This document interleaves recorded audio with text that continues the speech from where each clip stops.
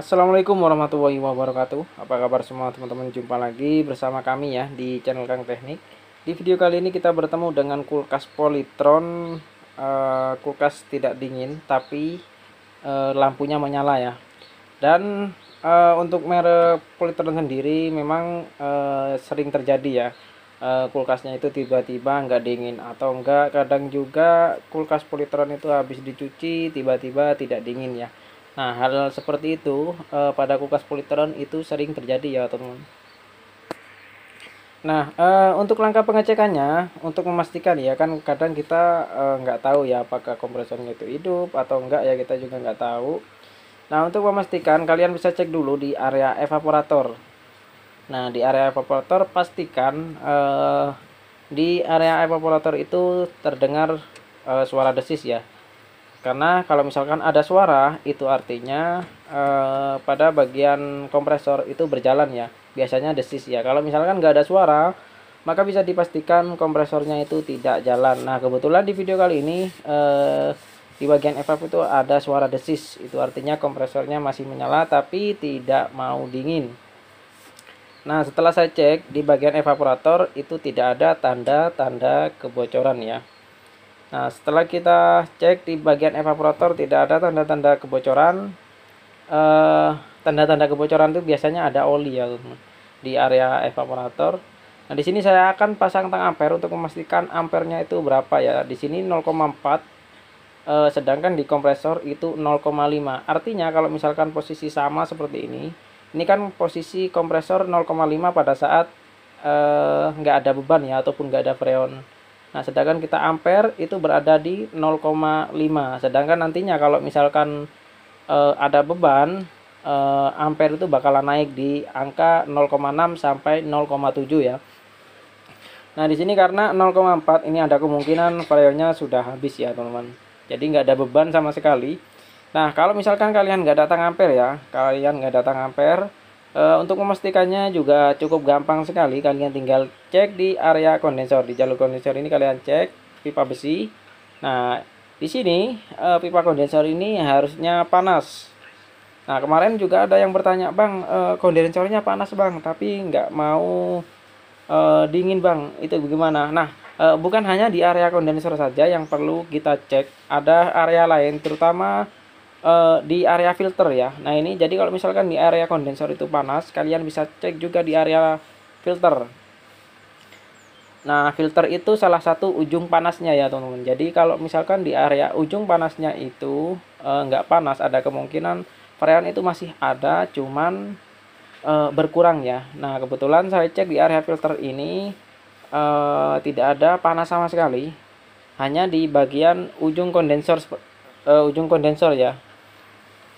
Nah, kalau misalkan sudah seperti ini, itu artinya freon udah kita pastikan freonnya habis. Biasanya kalau untuk merek Polytron sendiri, kalau misalkan langsung habis seperti ini, biasanya itu saya selalu mengganti kondensor ya. Nah, alasannya kenapa? Karena kemarin juga ada yang pertanyaan juga cukup bagus juga, Bang. Kenapa kalau misalkan Polytron itu langsung diganti kondensor, Bang? Kenapa nggak coba diisi freon dulu? Kan kalau misalkan nggak ada tanda-tanda kebocoran, Bang, ataupun di area kondensor tidak ada yang ropos. Nah, pertanyaan cukup bagus. Kenapa untuk merek Polytron sendiri, kalaupun misalkan usia kulkas itu di atas 5 tahun, kalau misalkan sampai freonnya habis, biasanya itu saya langsung mengganti kondensor. Nah, alasannya ini sering saya tes ya, teman-teman. Sering saya press, bahkan di konten-konten video sebelumnya itu sering saya press. Jadi di pipa kondensor dan juga di pipa evap itu saya press ya. Kalau di evap itu saya kasih tekanan di angka 100, sedangkan untuk di kondenser saya kasih tekanan kurang lebih sekitar 250. Nah, kebanyakan kalau misalkan sudah saya press seperti itu, tekanan yang turun itu pasti di area kondensor kebanyakan, teman-teman, untuk merek Polytron sendiri. Nah, kalau misalkan sudah turun, artinya ada kebocoran ya. Nantinya kalau misalkan kita nggak diganti kondensornya ya, nanti bakalan apa namanya? Bakalan bocor lagi nantinya ya. Dan di sini untuk tipe P16 ataupun P15, saya mengganti dengan ukuran yang 8 ya untuk kondensornya. Kita nggak perlu pakai yang 10, pakai yang 8 ini aja udah cukup untuk tipe yang P16 ataupun P15. Nah, ini ada 8. Nah, selanjutnya kalau udah seperti ini kondensor bawaannya ataupun kondensor dalamannya itu udah nggak diaktifin lagi ya.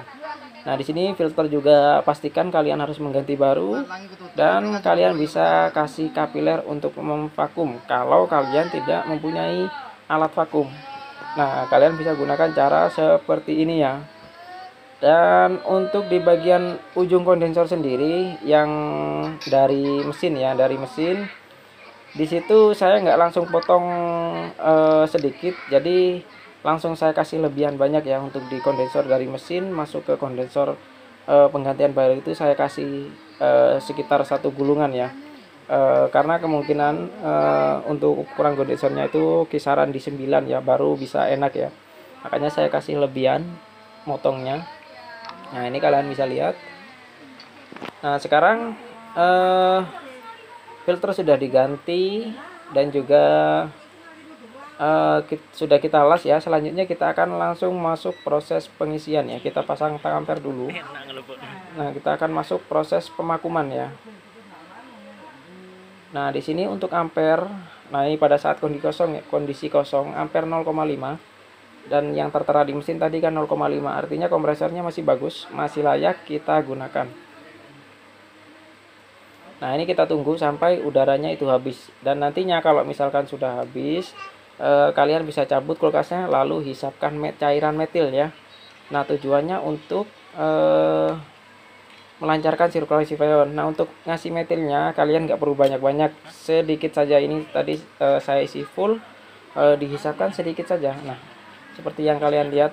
Dan untuk video pemakumannya susah ya. Belum sempat saya rekam tadi karena saya masih pegang kamera ya, nggak bawa tripod, jadi susah. Intinya itu kalian bisa masukin cairan metil ini sampai kurang lebih dikit banget, yang penting ada celah buat melancarkan sirkulasi kapiler. Nah, ini contohnya ini tadi saya isi full untuk penutupnya. Oke, setelah itu kalian bisa las. Nah, itu tujuannya supaya pada saat pengisian freon itu tidak sampai bocor ya. Nah, sekarang kita akan coba tes pengisian dulu. Dan untuk pengisian freon sendiri, untuk pengisiannya itu kita isi dalam keadaan kompresor mati ya, atau tidak bekerja. Nah, untuk PSI-nya biasanya saya isi di angka sekitar 70 ataupun 80 PSI. Bisa juga kalau misalkan mau dilebihin sampai 90 nggak masalah. Kalau misalkan mampu ya naik ke 90. Nah, biasanya kalau mentok di 80 ya, itu ya bisa naik, cuman agak lama, makanya saya hidupkan aja. Nah, kebetulan di sini untuk tekanannya itu berada di 80 lebih ya, 80 lebih, hampir mendekati 90. Nah, ini saya rasa udah cukup. Langsung aja kita hidupkan. Oke, kompresor sudah berjalan. Di sini untuk ampere 0,7. Nantinya ini bakalan turun ya, karena ini tekanannya masih tinggi untuk di area hisapnya. Nah, ini udah di sini udah mulai turun tekanannya. Nah, untuk penambahannya itu kalian bisa tambahkan pada saat kompresor sedang berjalan ya. Di sini tekanannya itu sudah berada di 15. Kayaknya kalau misalkan udah di 15 kita nggak perlu menambahkan lagi ya. Namun kita nggak tahu, kita tunggu aja apakah dia masih bisa turun ataupun tetap ya di angka 15. Dan di sini kalian bisa lihat ampere 0,6. Nah, kalau 0,6 itu artinya sudah ada beban ya, sudah terisi freon. Karena kalau misalkan kondisi kosongan 0,5 ya. Di sini untuk ampere ini masih belum terasa panas banget. Jadi masih hangat dikit ya. Kemungkinan ini masih kurang untuk di bagian freonnya. Namun kita tunggu aja dulu. Di sini untuk kondensor masih setengah ya, untuk panasnya itu masih setengah. Dan kita lihat di sini tekanannya itu udah turun ya di angka 5 PSI. Nah, jadi kalau misalkan udah masih berkurang, filter masih belum panas. Nah, kita akan coba tambahkan ya.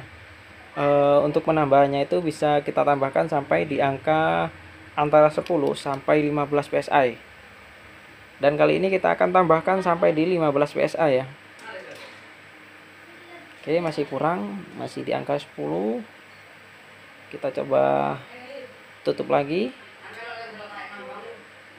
Masih kurang dikit ya, di angka 15. Kita tambahkan lagi. Oke, kita tutup. Dan di sini untuk tekanannya itu sudah 15 ya. Selanjutnya kita akan menunggu hasilnya ya. Kurang lebihnya kita tunggu sekitar 10 menit.